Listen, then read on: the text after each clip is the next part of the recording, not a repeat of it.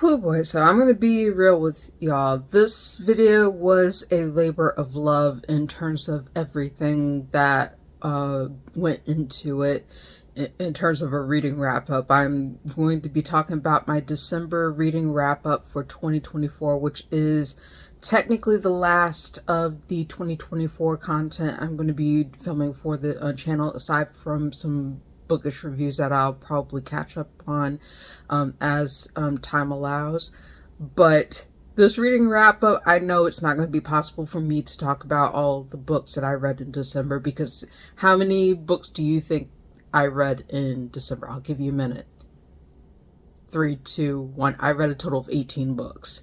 So I knew specifically that it is not going to be possible for me to talk about all of these books in one single video, because we would be here a while going through them. But and also in terms of me trying to catch up with writing my physical reviews for my blog as well, and updating stuff to Goodreads, some of these reviews have not been written yet as of the filming of this video. So I told myself, okay, I'm probably just going to go ahead and film the video, talk about the books that I can talk about, and others I'm just going to put a pin in it and try to get to them as I can get to them. So without further ado, let's go ahead and begin. Hi everyone, my name is Rose, also known as TA Summers. Welcome back to my channel. Today's video is going to be my December of 2024 reading wrap up, and we have quite a number of books to talk about. I'm not going to talk about every book that I read in December because it is a total of 18 books.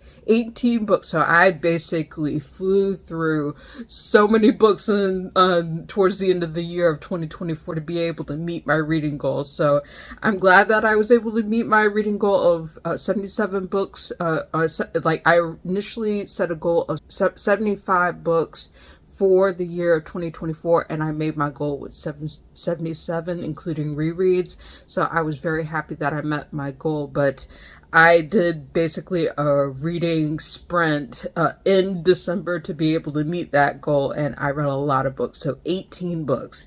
18 books in terms of things. I'm not going to talk about all of them in this video. I'm going to talk about some of them and put a pin in others. But before I get to the ones that I am going to talk about, let me talk about the ones that I have read, but I'm actually going to put a pin in discussing them later. So without further ado, we're just going to go ahead and dive into it. So I'm going to talk about 9 books that I'm going to put a pin in reviewing for the channel to talk about later, so that I can give myself time to write those reviews and then be able to film a video to talk about them. And some of them are novellas, short reads, so it makes more sense to have them in a separate video in terms of things. So let's go ahead and dive into it. So very first thing is I am going to, these are the following 9 books are going to be ones that I talk about more extensively in a future video in terms of things, and just give myself a note to put a pen in it to be able to talk about them at length another time. So the first one that I'm going to mention is The Night of the Wedding by J. Brosen. I gave that 4 out of 5 stars. It is a novella, an erotic novella, which has queer, fat up, one night stand, features a librarian and a cinnamon roll doctor, one night stand, and they meet at a wedding. And it's a very interesting and sweet novella. I'm going to talk about that more at length, but I really did enjoy this. I'll put the cover up here for your reference in terms of things, and also the subsequent books that I'm going to talk about in this video in this particular section. The second 2 that I'm going to mention is part of the same series by D. Rose. It is the Roseville series. These are also very short reads, novella length. The first one is Brown Sugar by D. Rose. This is the cover up for your reference.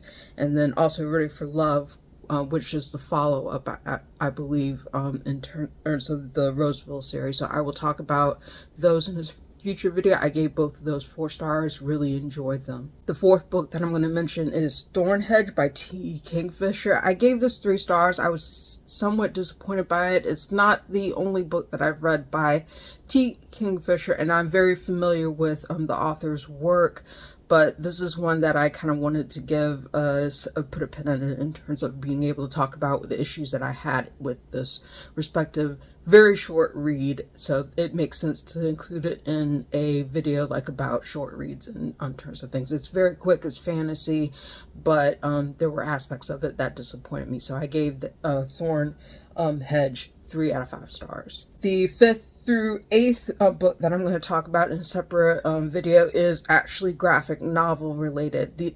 I read the Miles Morales, The Ultimate Spider-Man series of books. This is the first one, and then the second volume, and then the third volume for your reference. And I gave these a range of different ratings. The first one I rated 5 out of 5 stars. The second one I rated 4.5 out of 5 stars, and then the third one I rated 3 out of 5 stars. And I'm just going to give myself room to be able to explore that respective series in a separate video because it deserves it. And I love Miles Morales very, very much in terms of being able to pick up various like comics as well as novels based on that character.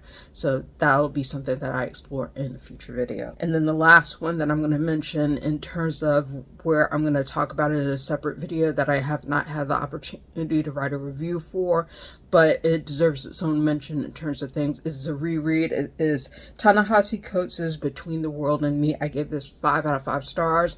I thought it was a very potent short read, a letter from Ta-Nehisi Coates to his son, and I did talk about it when I was talking about my overarching reads for 2024 in the read, rewrite, or burn category. If you want to be able to look at that video in terms of like some of the matchups that I had for that, as in terms of these books and other ones that I read in 2024, you can see that in the cards above in the description down below if you're interested. But those 9 books, put a pin in it. I'll talk about them in another video, and we're just going to go ahead and dive into the ones that I'm going to talk about in this video. So without further ado, let's go ahead and begin. All right, so the next 9 books that I'm going to talk about basically are ones I'm going to talk a little bit more extensively about, since I can talk about my thoughts on each of them.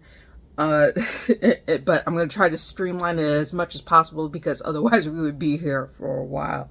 The very first book that I'm going to talk about is The Teacher by Freida McFadden, and I listed this as one of the worst books that I read in 2024. It was the very first read that I had in the month of December. I did a kind of a live vlog of it on Blue Sky, like where I was reflecting about my thoughts about it in terms of things. The premise of this respective book is about a couple of teachers who are working at the same high school. One of them is a woman who is basically falling out of love with her husband. She's disillusioned with basically the way the relationship is going in terms of things, and she has she's basically unhappy in this respective marriage, even though they're both teachers and they both teach at the same school, but they teach on different subjects. She teaches in in math, and he teaches in English. She's not a popular teacher, but he is a popular teacher, and everybody loves him and that kind of thing. Enter in another perspective that is given in this respective book is a student who was embroiled in a controversy with another teacher at the school, basically being found outside of his house in terms of things, and he ends up getting fired. He's a beloved teacher who this student was supposedly in an inappropriate relationship with, but she says that wasn't the case in terms of things, and that he helped her a lot in terms of things. And you may wonder how these disparate perspectives meet together. Essentially, the girl who was embroiled in that controversy ends up becoming the student of the woman and her husband. She's transferred into the math class of the main female character of this book as well, and she's also in the English class of that woman's husband. And what happens is a fallout of epic proportions in terms of things as the English male teacher, the popular teacher, ends up having an inappropriate relationship with said student. And interestingly enough, in terms of how they go to lengths to be able to prevent the math teacher from finding out, in terms of things, and like a whole level of scandals and betrayals and things happen with respect to the teacher. I'm not going to get into too many spoilers about it, but the way that this book chose to handle a bunch of these different storylines, I'll admit, like, it had me reading on to see what happened, but I did not like the way that it chose to do these respective storylines. And then there were several plot holes even towards the end of the respective book where it was like, you don't expect us to ask questions about the fate of this respective character in terms of what they're involved in, that kind of thing. Like, it was a hot mess and a half, to be honest with you. So, like, The Teacher by Freida McFadden was one of my more disappointing, my worst reads of 2024, and that was definitely something where I was just like, yeah, this isn't working for me in terms of things. And I had been at least acquainted with Freida McFadden's work before that point, but this one just did not work for me, which is interesting considering the book that I'm going to talk about later on in this video, because I did pick up another Freida McFadden later on in the month, and that one actually worked better for me. But for The Teacher, unfortunately, it wasn't to be. The next book that I read was Justice for Some, Law and the Question of Palestine by Noura Erakat. And I talked about this being one of my favorite reads of 2024, even though it was a difficult read in terms of things. I'm not going to go into too much detail about this respective book because it presents a lot of information in terms of things. And what it does is it presents a timeline in terms of the state of Palestine and Palestinians in terms of things, and the international like the history of events in terms of things which in which the law was designed to make questions in terms of the occupation of Palestine, what international players were involved in terms of the occupation and the further like shrinking of the territory of Palestine in terms of what it is today, and in terms of talking about aspects of the Palestinian people and their right to self-determination. It is infuriating, it is illuminating, and Noura does a masterclass job of being able to summarize a lot of the history, like the chronological order of how it came to how this started and has come up to the present day in terms of things, and being able to dissect many of those issues in terms of things. I would say that this is not a narrative that it should be read on its own. I think it works well in conjunction with the 100 Years War on Palestine by Rashid Khalidi. And I was also inspired to pick it up because Ta-Nehisi Coates for The Message had mentioned that Noura Erakat's work was influential to him in the penning of that respective work, and being able to look at specific issues in terms of the right to self-determination and the history of the Palestinian people. So I think this is definitely very well worth picking up, and I learned a lot from it. I really valued the read. I definitely will find myself coming back to this as a reference in terms of things, but I gave it 5 out of 5 stars. Recommended, and it was one of the strongest narratives and one of my favorites for reads of 2024. I definitely plan on reading more Palestinian authors and more historical as well as fictional works by more Palestinian authors, to be able to just be able to not only learn but also being able to take in the art and the expression of many Palestinian writers. So I really appreciated this read, and I definitely recommend it. to people. The next book that I'm going to talk about is Bad Like Us by Gabrielle Lepore. I mentioned this in my most disappointing reads of 2024 video. Considering how short I'm going to be for this video, it's not going to be as comprehensive in terms of my commentary on it, because I did actually talk about it in my most disappointing reads in terms of why it didn't work for me. But to summarize in terms of what happened in Bad Like Us and why it did not work for me, you're following a group of 8 teens who are on a camping trip, like a well-to-do camping trip, and they're all essentially like staying at a lodge during this time, and also during the onset of an oncoming storm. And they're all doing it head hops between different perspectives in the novel, and you find out that one of the teens is pronounced dead in terms of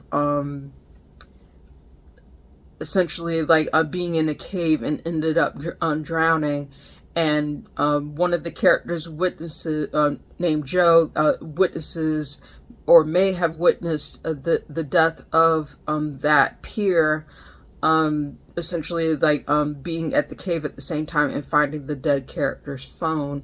And you're wondering kind of like in terms of like the backstory of these respective characters, in terms of what their friend groups are like, in terms of the contentious relationships that are between these 8 teens, which whittles down to 7. You wonder who among them may have killed one of the teen that is in the group in terms of things.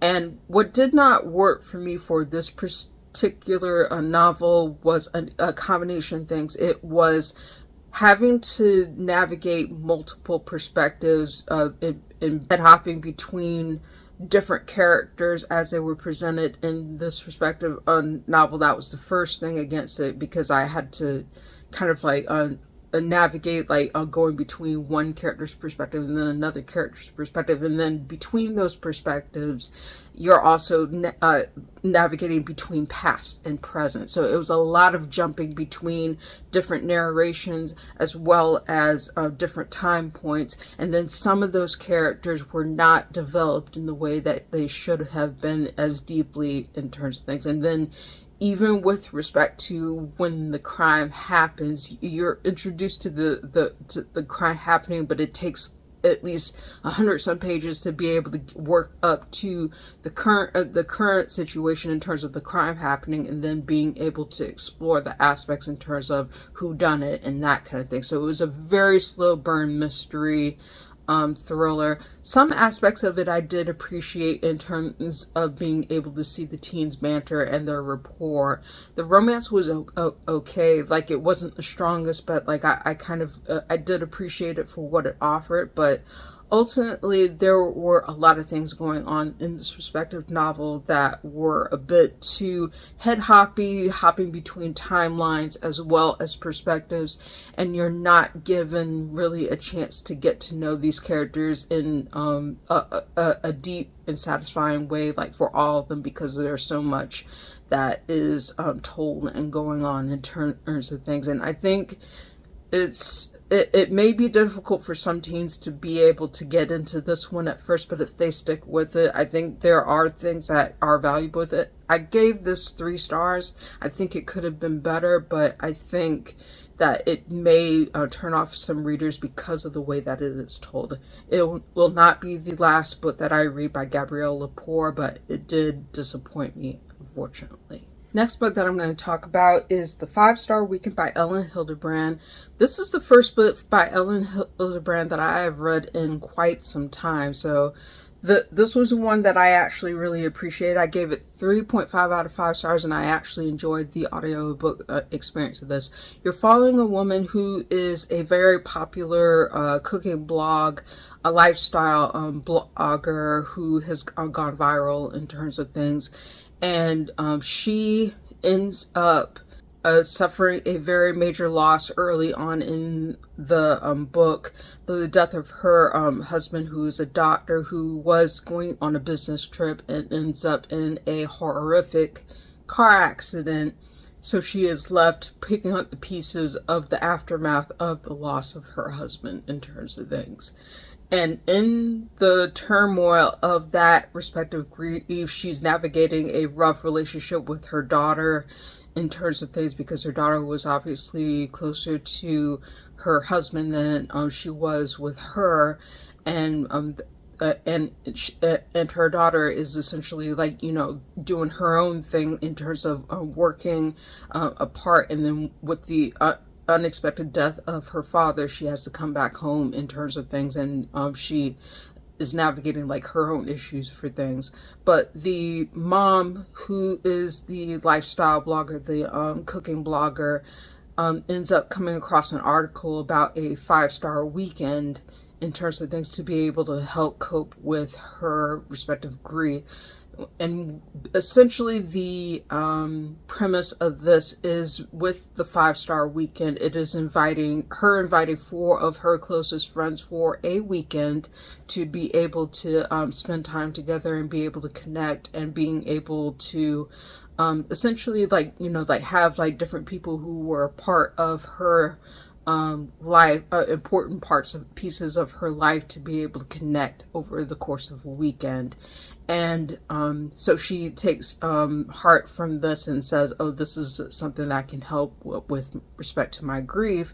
And so she ends up inviting 3 people who were part of different time points of her life, and a +1, which is an anonymous person who had helped this woman through like their interactions online. They had never met in person before, and essentially they were having discussions in terms of the grief of the death of a spouse and loved one in terms of things. So she ends up inviting the stranger to this 5-star weekend in addition to her other 3 friends. And what happens is a lot of drama, to say the least, in terms of things like each of the friends has their own drama and secrets and things that are gradually unveiled in the respective tumultuous weekend in terms of things. And it's a coming to terms for a lot of different things for these characters in the with respect to their relationships, and examining their relationships and the drama and the fallout, and even some heartening conversations that happen in terms of not just the friends but also the family being able to pick up the pieces in terms of what those secrets uncover and how they deal with the respective drama. I thought that this was a strong narrative. I was able to identify with the characters and being able to see where their emotions were, like in terms of the fallout and the drama and everything else. So it had me reading, it kept me reading in terms of seeing these relationships and how they worked out. I enjoyed it. I enjoyed the audiobook narration. I gave this 3.5 out of 5 stars, and I definitely appreciated the experience. I did pick this up because I wanted to read more into the respective works of Elin Hilderbrand, especially since Elin Hilderbrand was nominated for the Goodreads Choice Awards in 2024 with the book Swan Song. I wasn't able to pick up Swan Song, but I was able to pick up this one, and I actually enjoyed the experience. So I'm definitely going to be reading and reviewing more of Elin Hilderbrand on the channel, but I did appreciate the 5-star weekend for what it offered. Leave it to me to almost forget to talk about this book. So the next book that I want to talk about is The Boyfriend by Freida McFadden. And this book actually sat a little bit better for me with respect to reading versus The Teacher, and I'll talk a little bit about why. So you're following 2 perspectives in this respective novel. You're following a man who has a very shady past in terms of his profession as a doctor, in terms of things, and obsession with death and things like that. And like you're introduced to him in kind of like a very menacing aspect in terms of things. And the dual perspectives between his perspective as well as the perspective of a woman who ends up dating him. And essentially she meets this wonderful guy, doctor, like he's working like in terms of the medical school, in terms of things that she's starting to get to know him. But then there are incongruencies, things that she starts understanding in terms of things that he's not everything that he seems in terms of being a boyfriend. And there are a mysterious number of events, murders, and things that are happening in terms of things. And you start putting the pieces together in terms of the past of this respective guy, and basically the girl who is dating him in terms of things. And it digs a bit into his past in terms of the previous relationships that he's had and the secrets he's kept in terms of things. And I was not expecting the twist that happens with respect to the boyfriend. The way that the narrative came together in terms of basically like showcasing the relationship between the main female character and this guy, and basically bringing the two separate storylines together to be able to meet the past and the present was actually done pretty well. And for how it chooses to wrap up in terms of like where that particular twist happens in terms of things, it makes sense in terms of bringing those elements together, and like the people who are involved in these two prospective characters' lives for things. I was definitely intrigued and thrilled at the same time following the events of the boyfriend, and I found the conclusion of it and the wrapping up of these different storylines to be satisfying, albeit a little clunky, but still enough for me to rate it as a 3.5. I think I either rated this 3.5 stars or 4 stars, but I was satisfied with respect to how it decided to do the things that it chose to do with respect to this mystery thriller. It was a better effort, and it definitely answered more questions than the teacher did in terms of things, but it still had a number of flaws to it in terms of things, so I couldn't give it higher than what I chose to give it. I think I gave this 3.5 out of 5 stars, but I found it to be a satisfying read, and I was like, okay, I think I'm gonna pick up more of Freida McFadden's work, even if it's hit or miss depending on the book that is I pick up for in terms of things. But we'll see in 2025 how Freida McFadden's other work hits me. She has a lot in her bibliography in terms of things, so I have my work cut out for me. But I did like aspects of The Boyfriend by Freida McFadden. Again, I'm trying to streamline this video as much as I possibly can, because I'm trying to make it easier on myself in terms of editing rows for things. So hopefully the next several books will go fairly quickly, as the ones before this particular clip have. So we're going to just jump right back in. This next book is one that I wanted to pick up for quite some time, but unfortunately I had not had the opportunity to do so, and I did want to be able to pick it up to talk about more books that talk about banned books like with respect to the young adult audience. So I did pick up Ban This Book by Elin Gratz. This one I did not care for, and it is not the strongest book that you can pick up on book banning. Talks about banned books in terms of things, but it feels outdated and also even contradictory in a sense in terms of how it chooses to approach a topic you are following. And it's not that I didn't that I disliked this book. I gave it 3 out of 5 stars, but if trying to compare it to other books in terms of what it chooses to do,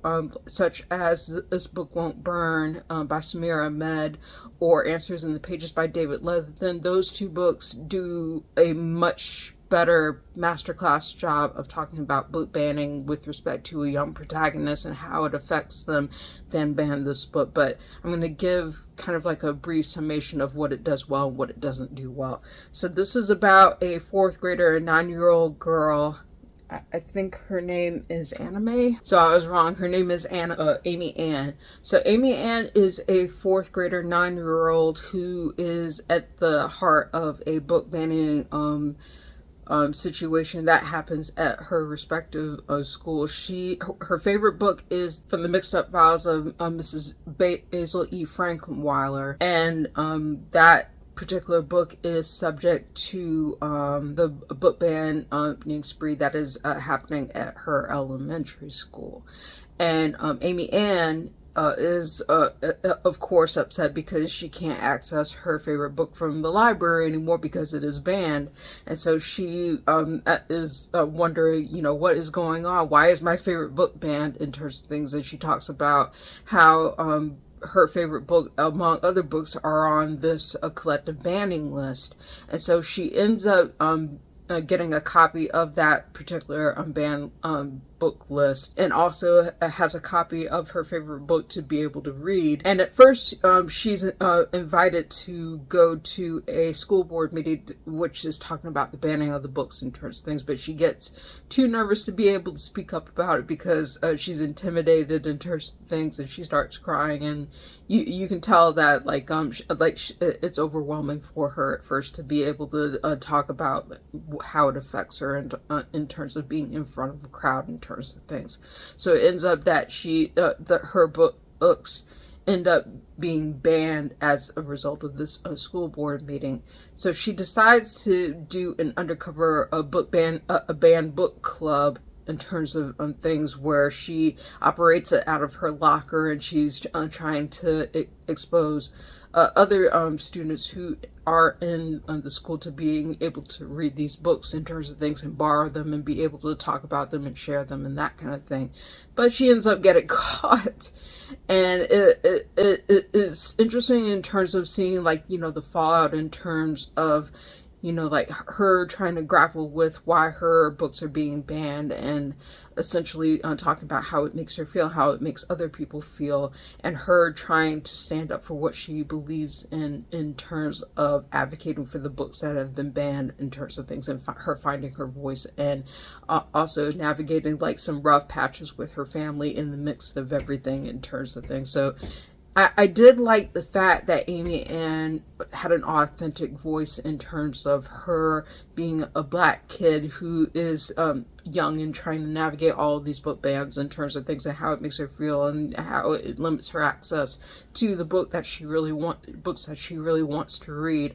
But I had a lot of issues with respect to ban this book as a whole by Alan Gratz, because not only does it reference a lot of antiquated titles in terms of things, but also the fact that several of them are very anti-native, or in terms of disrespectful to the Native community, in terms of things like Captive Native was one of the titles that was mentioned in terms of things. And Amy Ann says as a thing, it's like, who wouldn't be want to be a captive in terms of things, which I found that very problematic in terms of the way that that was handled in terms of things. And then also Little House on the Prairie, some other books that were mentioned in terms of things like books that had very strong critiques and like from the community in terms of things. I wondered why those in 2017, which was when this book was written, why it chose to mention those antiquated titles, not really reflecting on the criticisms that were put against those respective titles, and then also not mentioning the fact that a lot of the book banning titles are essentially like being aimed at BIPOC authors as well as queer authors and things like that. That should have been a more upfront conversation for when this book was published in terms of things. So I think it's not the best narrative in terms of being able to talk about the book banning crisis for, is it YA or is it middle grade? No, it's actually middle grade. So this is not the best book I think to talk about the book banning crisis for a middle grade novel or even a YA novel, I would definitely recommend Answers in the Pages by David Letherman, and this book, Won't Burn by Samira Ahmed, over this respective book. It hit its points well in terms of getting into Amy Ann's perspective, and felt authentic coming from a young girl, a young black girl, but at the same time it kind of counteracted its point in terms of what books it chose to highlight in terms of things, and not really digging into the issue as much as it could have in terms of things. So I gave this 3 out of 5 stars. I think it could have been a better read in terms of things. Next book that I'm going to talk about is Ghost by Jason Reynolds. This is the first in a respective series about a group of runners in this middle grade novel. I really enjoyed this one. This is essentially about a ghost who is a kid in his high school who is essentially like ends up being on the track team unexpectedly in terms of things. He's walking home from school and he ends up seeing the track team essentially like practicing, and like he's more into basketball. He doesn't think about the track team in terms of things, and ends up inadvertently like racing against members of this respected track team as they're in the middle of practice, and the coach is so impressed he's like, oh, like, hey, be a part of the team, like in terms of things. And so Ghost ends up being a part of this team and ends up running, but he lives in a troubled neighborhood, like has like basically is always getting into trouble in terms of things, like against the wishes of his mom, who wants him to shape up and be better. But seeing as Ghost has the opportunity to be on this respective team and trying to stay out of trouble, he makes an effort to try to do what he can to stay out of trouble and stay on the team, and but also has certain things that happen in the respective course of the novel where his morality is tested in terms of things that he does in order to be able to stay on the team and be able to keep up with the rest of the kids in terms of things. And you follow Ghost as he like grapples with some of the things that are happening around him in terms of things, and you really get to feel for him in the respective story in terms of how he comes to terms with this and pursues his dreams, and ends up having the triumphs that he has in terms of things. So I really enjoyed Ghost. I gave this 4.5 out of 5 stars. I really enjoyed it. And I definitely found it to be a very strong start to this middle grade series. I'm definitely planning on picking up more in 2025 from this respective series from Jason Reynolds. It was enjoyable. I really liked it. Next book that I'm going to talk about is The Cursed Moon by Angela Cervantes. This was a very interesting middle grade horror which follows a pair of siblings. You are following a boy who loves to tell scary stories in terms of things that can't get enough of telling scary stories in on terms of things. And that includes telling these types of stories to his little sister in terms of things. But one evening, as he's coming home in terms of things, he comes across one of the people he knows in the neighborhood who warns him, don't tell scary stories during the time of this full moon night, because you'll end up regretting it in terms of things, bad things will happen in terms of things. And he was like, okay, but during this rainy night and full moon like storm, like he still ends up telling a respective scary story in terms of things. And there it gets to the point where this like the things that are being told from some of these respective stories start coming true to the people who are around him in terms of things, and includes imperiling like his little sister in terms of things with these terrible events that start happening like around the community, and also to him and to his friends and people he knows, and he has to figure out in terms of this situation, how to rectify, how to break this curse in terms of things. And it's a wonderful middle grade horror story. It's definitely creepy in terms of things, and it's one that I would definitely recommend, like for those who are looking for solid middle grade horror. I think I gave this a strong 4 out of 5 stars. I really enjoyed being able to follow the respective journeys of the characters within this book, and I really enjoyed it. I definitely want to read more from Angela Cervantes in the future in terms of things, but I did enjoy The Cursed Moon by Angela Cervantes.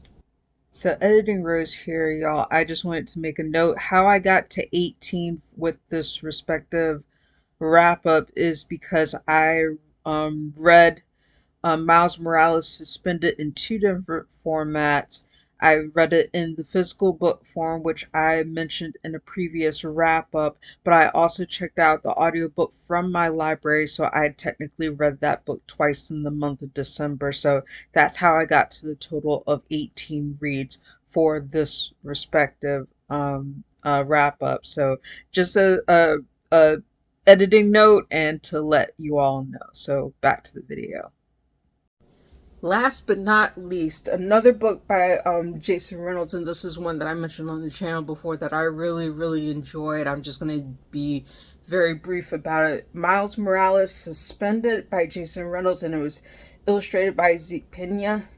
I really enjoyed this respective YA novel. This follows Miles Morales as he's accused of stealing sausages from his school, and he has to end up serving in-school suspension as a result of doing that. But in the light of his in-school suspension, strange things start happening while he's in school suspension, including the appearance of an infestation of termites, among other things that happen. And if you have a fear of termites, probably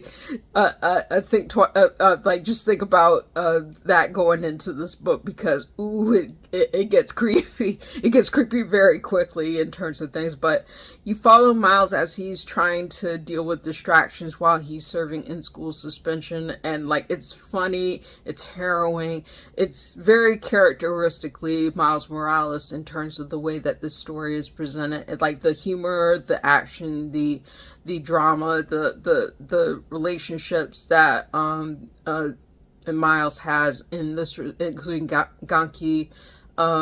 It's really heartening to be able to see the interactions of the characters in terms of things, and being able to see this story unfold. I was worried about Miles at first in terms of things, but it ends up having a very satisfying conclusion in terms of everything that goes on. And it's a wonderful addition to the series of stories centering Miles Morales. And you could probably read this as a follow-up to the Miles Morales book that Jason Reynolds also penned in terms of things. But I really enjoyed this one.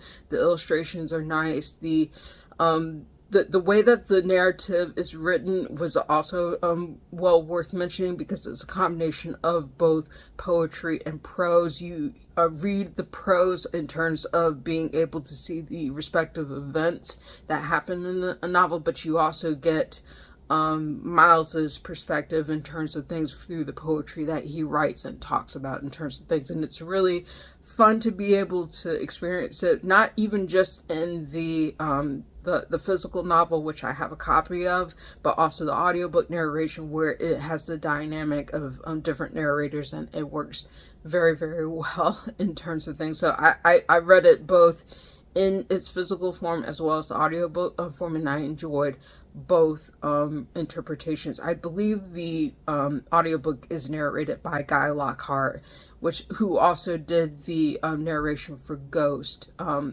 which I mentioned in this video before, that I read in December. So definitely a recommendation, definitely a strong read, and I was glad to be able to pick it up as one of my final reads for 2024. So I really enjoyed it, highly recommended it. And that is it for my respective December 2024 reading wrap up. Long video, a lot of books that I could get to. I do plan on putting a pin in discussing some of the books that I did not have the opportunity to talk about in this video in future videos. So just know that's coming on the channel respectively. Thank you for watching. If you like this video, please give it a thumbs up, hit the subscribe button, hit the notification bell to be informed of when I post new videos. Thank you again so much for watching. I hope you have a wonderful day, and I'll see you next video.